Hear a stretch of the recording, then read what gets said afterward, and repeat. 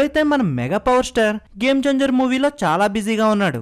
అయితే ఇప్పుడు తన లుక్ ని డిఫరెంట్ గా మార్చేయబోతున్నాడట.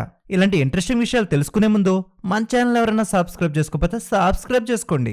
త్రిపురార్ మూవీతో గ్లోబల్ స్టార్ గా ప్రఖ్యాతి గంచిన రామ్ చరణ్ తన తదుపరి సినిమా లైనప్ లను సర్వేగంగా అనౌన్స్మెంట్ చేస్తాడని అభిమానులు ఎంతో ఆసక్తిగా ఎదురు చూశారు. అయితే గేమ్ చేంజర్ మూవీని అనౌన్స్ చేసినప్పటికీ ఆ మూవీ మొదలుపెట్టిన కాంచి శంకర్ కి ఏదో ఆటంకం రావడంతో మూవీ లేట్ అయిపోవడం మొదలైంది.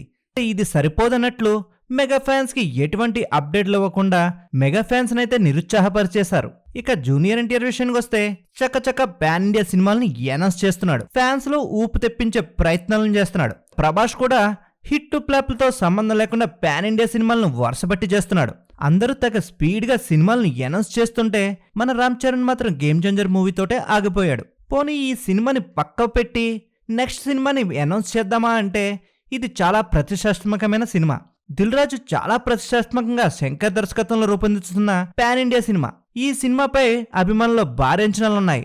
ఈ సినిమాని పాన్ వరల్డ్ రేంజ్ లో రిలీజ్ చేయబోతున్నారు. అయితే శంకర్ ఇండియా 2 సినిమా ఫినిష్ చేస్తే గనక ఈ సినిమాని త్వరగా ఫినిష్ చేసే అవకాశాలున్నాయని చెప్పుకొస్తున్నారు. మరి గేమ్ చేంజర్ కి గుమ్మడికే కొట్టేసిన వెంటనే రామ్ చరణ్ తన కొత్త లుక్ ని బుచ్చిబాబు తయారు చేసిన కథకు తగ్గట్టుగా మార్చే ప్రయత్నాలు మొదలుపెట్టేస్తాడు. అయితే ఈ లుక్ ప్రపంచవ్యాప్తంగా ఆడియన్స్ ని ఆకట్టుకునే విధంగా ఉంటుందని సినీ వర్గాల నుంచి మాటలు వినిపిస్తున్నాయి.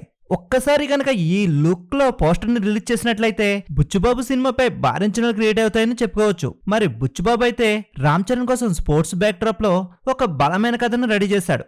ఈ కథలో రామ్ చరణ్ లుక్ చాలా మాస్ గా ఉండబోతుందని తెలుస్తుంది. మరి ఈ కథనాలను బట్టి చూస్తుంటే రామ్ చరణ్ ఏప్రిల్ నుంచి కొత్త లుక్ లో దర్శనం ఇవ్వబోతున్నట్లు సినీ వర్గాల నుంచి వార్తలు వెలువడుతున్నాయి. ఈ వీడియో నచ్చినట్లయితే మన ఛానల్ లైక్ చేయండి, షేర్ చేయండి, సబ్స్క్రైబ్ చేయండి.